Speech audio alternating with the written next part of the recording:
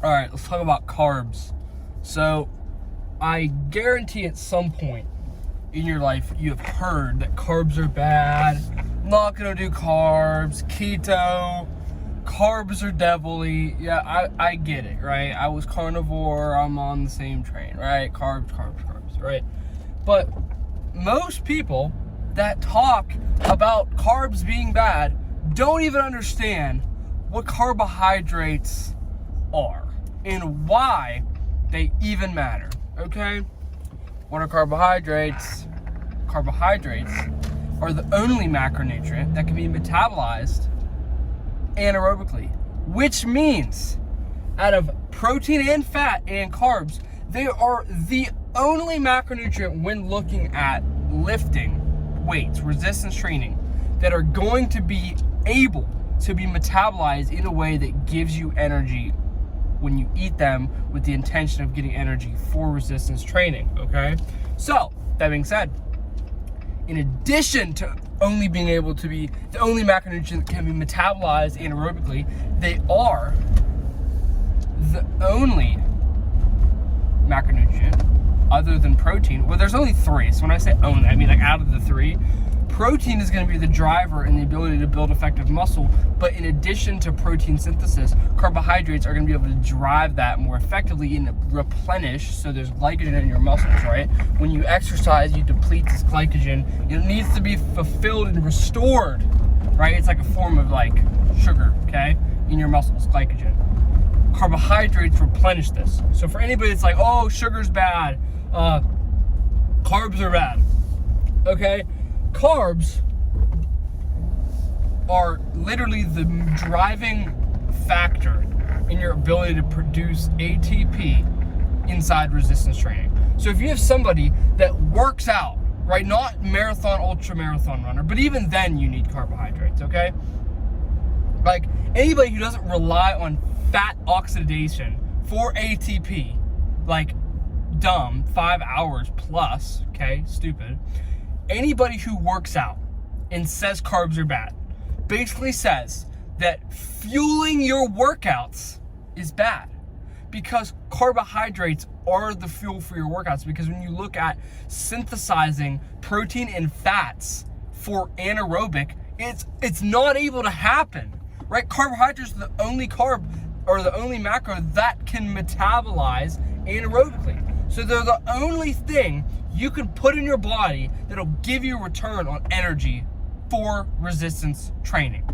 An anaerobic activity, that's what resistance training is, an anaerobic activity for a short spout of energy. But in addition to that, when you hear carb loading, all this shit, carbohydrates are used for long distance bouts. That's why you have like rices and pastas that can store up in your muscles when needed for long exposure to intense activity, AKA marathon runners, okay? So when you say, I want carbs, which really means you want energy and you want fuller, bigger, more glycogen-filled muscles. Now, if you're on a cut or you're trying to lose weight, I don't see the need for carbs. Why? Because if your goal is to restrict as many calories as possible while keeping your protein as high as possible, then carbohydrates don't really fall into that equation. Because if you're like, I want to optimize for muscle growth, well, not growth, fat loss. I want to optimize for fat loss. Well, then we're going to optimize for calorie deficit. Now, we don't want to lose weight, we want to lose fat. So we want to maintain our muscle and lose our fat. So we want to keep our protein as high as possible and our calories as low as possible after protein is hit. So what we're going to do is we're going to eat a ton of protein, and then we're just going to have no other macro but protein on our board of priorities. Therefore, carbohydrates aren't going to go into that. We don't care, right?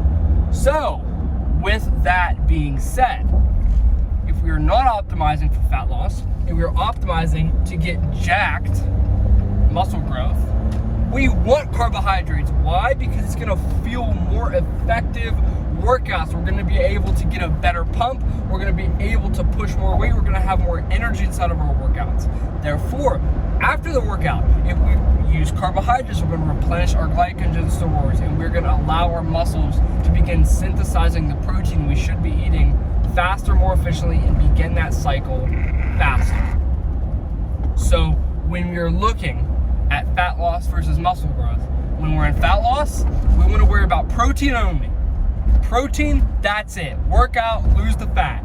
After we're at a body fat level that we are happy with, we are going to start incorporating carbs. For me, I don't think fats are that important, because if you really are getting a lot of protein in and you're getting a decent amount of carbs in, the fat's going to come by proxy, and you don't need to eat avocados and grass-fed butter to get enough fat in your body for your brain to function. You literally are not at a body fat level where that even matters. So I say, who cares about the fat? So for me, if I was going to say, okay, what am I going to do to lose as much fat as possible while maintaining my muscle? I would say I'm going to have my protein as high as possible. I'm like 170 pounds. I'll eat 230 grams of protein in chicken, like literally chicken and shakes, okay? And then I won't give a shit about any other macro, okay? If I'm going to go work out and I know I can afford the carbs, I'll maybe eat something very small, maybe 30 to 40 grams of carbs, frozen fruit. That's great. Now, with this being said, obviously during fat loss, you're gonna get hungry, you're gonna want carbs, you're gonna want sugar. That's where frozen fruit comes in great. For my protein, I eat chicken, cooked chicken. For any cravings or any carbs, I eat frozen fruit because it's easy to control portions. You can get a spoon, put it in a bowl, right? And it's easy to get filled on, and it's not high in calories. So there you go. If we want to talk about muscle growth, ding ding, we want to talk about hitting our protein like really well. Okay, now, yes, scientifically, you can afford less protein if your carbs are increased, but I say, why even bother? I'd say hit the same amount of protein, 1 gram per pound of body weight, but if you're in a muscle growth phase and you're not gonna go crazy out on the protein, but you even should, okay? So for me, if I'm 170 pounds, I would be like, yo, 210, 230 grams of protein daily. But then, even then, I would bump up my carbs significantly too, because if I'm going from no carbs to carbs, because let's think about it. If we are 1,500 calories below maintenance and we're in a deficit of like 1,500 calories a day, here's my caveat.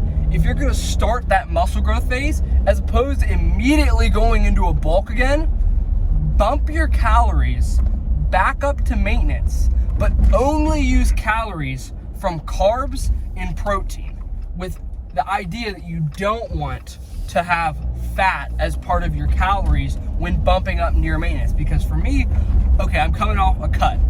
I'm gonna bump calories. My maintenance is like, 2,800, 2,900, but I'm gonna bump to 2,500.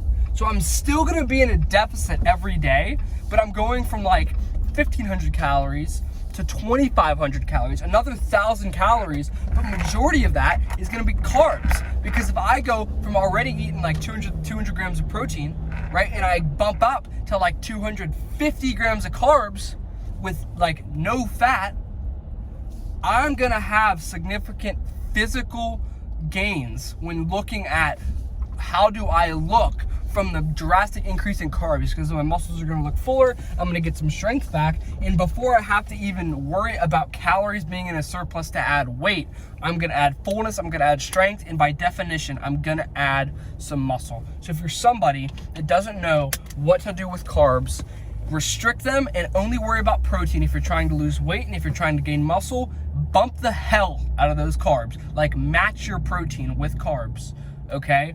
Screw the fat, high protein, high carb, crack the gym. You're welcome.